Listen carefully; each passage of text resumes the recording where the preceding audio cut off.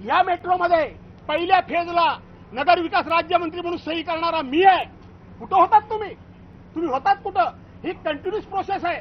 तुम्ही याबद्दल क्रेडिट घ्यायला हरकत नाही, पण उठसूट उद्धव बाळासाहेब ठाकरेंच्यावर आरोप करायचे, त्यांनी काही केलं नाही. अरे लाजा वाटल्या पाहिजेत तुम्हाला.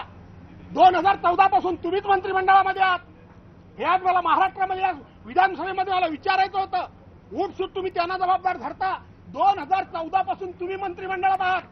2019 पासून आज तागायत तुम्ही नगर विकास खात्याचे मंत्री आहात. तुमची ही जबाबदारी आहे, तर कोणाची जबाबदारी आहे? अध्यक्ष यांना पाठीशी सातत्यानं घालतात. आणि म्हणून जे सांगत होते मुख्यमंत्री की त्या ठिकाणी आम्ही गिरणी कामगारांना पण घरं देणार होतो. 4 दिवसापूर्वी आझाद मैदानावर गिरणी कामगारांनी मोर्चा काढला. त्यांनी एक GR दाखवला की त्यांना घरं दिलेली जात आहेत. ती कर्जत तालुक्यामध्ये वांगणे आणि शेलू गावामध्ये, वांगणे आणि शेलूमध्ये. आणि त्या GR मध्ये लिहिलेलं आहे की तुम्ही घरं नाकारली तर तुमचा हक्क जाईल. आणि हे काय खोटं सांगतात सभागृहामध्ये? चड्डाची चड्डी. आणि अध्यक्षांची ही भूमिका आहे की आम्ही हे खोटं ऐकून घ्यावं. आम्ही ऐकून घेतलं, पण त्याच्यावर काही प्रश्न विचारू नये हे अध्यक्षांना म्हणायचं आहे. आणि म्हणून अध्यक्षांना सुद्धा अदानीला वाचवायचं आहे. मी एक्साइट झालेलो नाही, माझा BP हाय झालेला नाही, पण अध्यक्षांनी संपूर्ण सभागृहाची गरिमा ही धुळीस मिळवलेली आहे. हा डायरेक्ट माझा अध्यक्षावर आरोप आहे, डायरेक्ट आरोप आहे.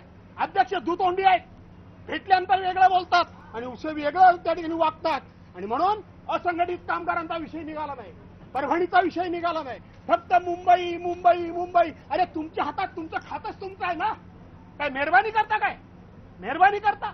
उठसूट तुम्ही त्या ठिकाणी जा. आज जवळजवळ 11 वर्ष सतत तुम्ही मंत्रिमंडळामध्ये कायम आहात. तुम्ही राज्याचे मुख्यमंत्री झालात, तुम्ही उपमुख्यमंत्री झालात. 2 वर्षाच्या कालावधीमध्ये उद्धव बाळासाहेब ठाकरे फक्त मुख्यमंत्री झाले. त्यावेळेला कोरोनाचं संकट होतं. त्या संकटामध्ये तुम्ही पण होतात ना. मग त्यांनी काम केलं नाही, मग तुम्ही काय करत होता? प्रत्येक वेळी हे मंत्री प्रश्न विचारतात. आणि म्हणून मी या ठिकाणी सांगतो, BDDच्या BPTची जी चाळ आहे, BDDच्या ते BPT मध्ये त्यांना विकास करण्याकरता म्हणून काही प्रश्न आम्हाला विचारायचे होते.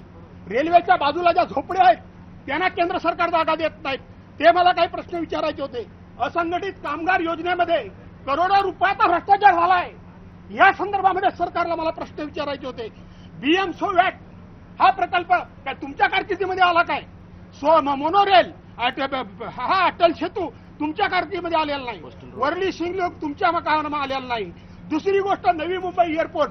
काय तुमचं कर्तृत्व? काय तुमचं कर्तृत्व? काय नगर विकास राज्यमंत्री असताना, नगर विकास राज्यमंत्री असताना त्या ठिकाणी तानाजी सत्रे म्हणून मराठी MD त्या ठिकाणी होते आणि मी राज्यमंत्री होतो.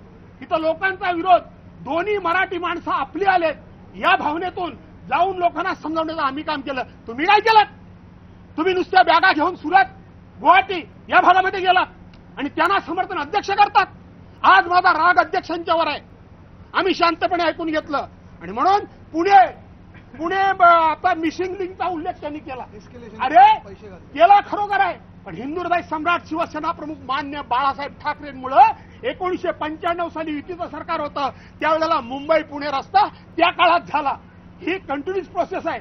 त्यानंतर पुढचा एखादा टप्पा तुम्ही केलात तर काय मेहरबानी केलीत काय? आणि म्हणून मला या ठिकाणी तुम्हाला सांगायचं आहे की BSTचा आमच्या अधिकाऱ्यांनी 5,000 रुपये BSTच्या लोकांना मदत करण्याकरता सांगितलं, त्याच्यावर तुम्ही बोलायला तयार नाही. अदानीच्या विषयावर गोलगोल गोलगोल गोलगोल. फक्त धारावीची लोक त्या ठिकाणी चांगल्या घरात राहू नये काय, हे नाही काय, ते नाही काय. मला वाटत नाही नगर विकास मंत्र्यांना चर्चेमध्ये घेतलं असेल मुख्यमंत्र्यांनी, अदानींनी घेतलेलंच नसेल. आणि म्हणून काही प्रश्न, हे काही माहिती सातत्यानं महाराष्ट्राच्या समोर खोटी येत होती, ती कुठेतरी सत्य काय ही सांगण्याची संधी आमची आज अध्यक्षांनी हिरावून घेतली.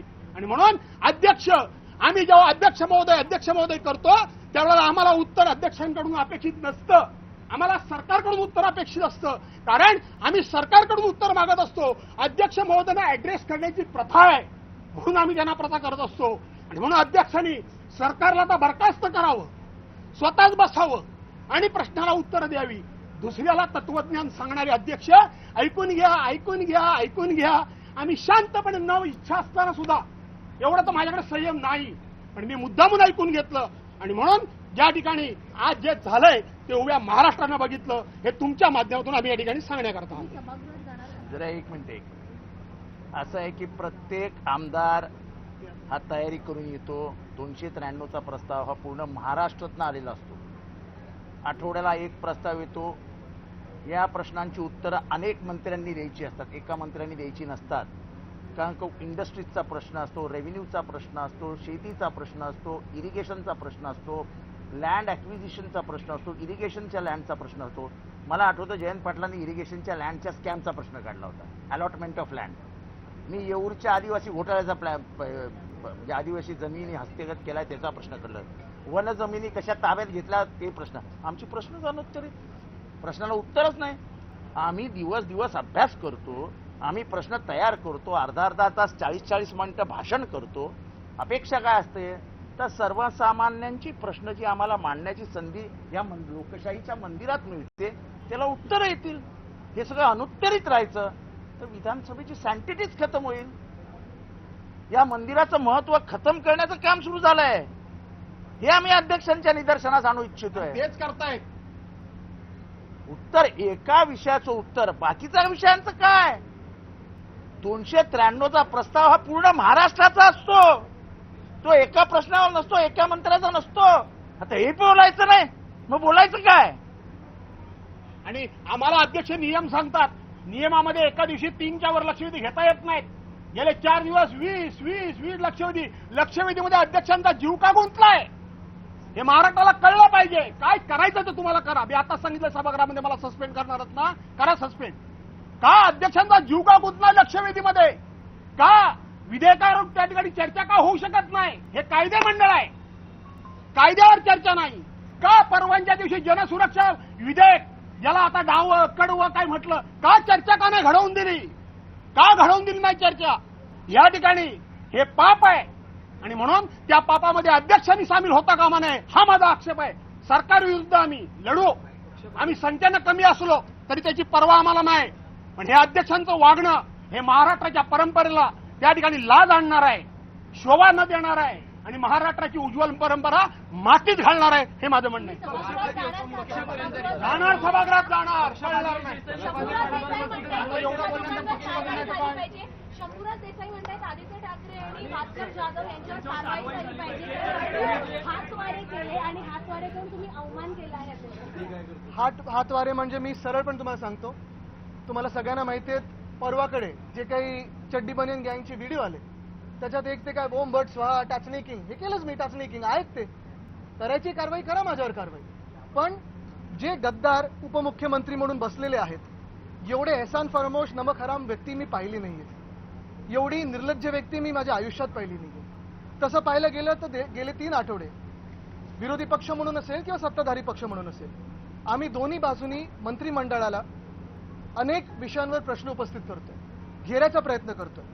हेतू काय नुसतं आमचं ते बॅकफूटवर जातील, आता हे होईल आता हे होईल असं नाहीये.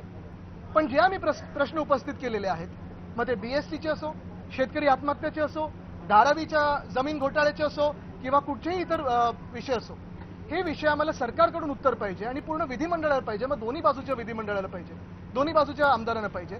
एवढ्यासाठीच, कारण आम्ही जनतेतून निवडून आलेले लोक आहोत आणि आम्हाला आमच्या मतदारसंघाला जनतेला उत्तर देणं भाग पडतं, गरजेचं आहे, ते आमचं कर्तव्य देखील आहे. पण हे सगळं होत असताना आपण माझं परवाचं भाषण ऐकलं असेल, 293चं भाषण, त्याच्यात मी अनेक विषय मांडले.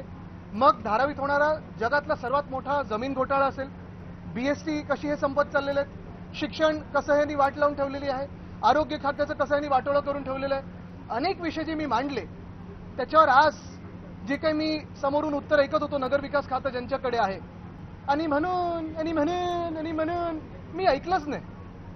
कारण असंच घाणेरडं रटाळ भाषण हे ऐकण्यासाठी आणि 2-2.5 वर्ष जे खोटारडेपणा चालू आहे त्यांचा, हे ऐकण्यासाठी की मी इथे आलेलो नाहीये.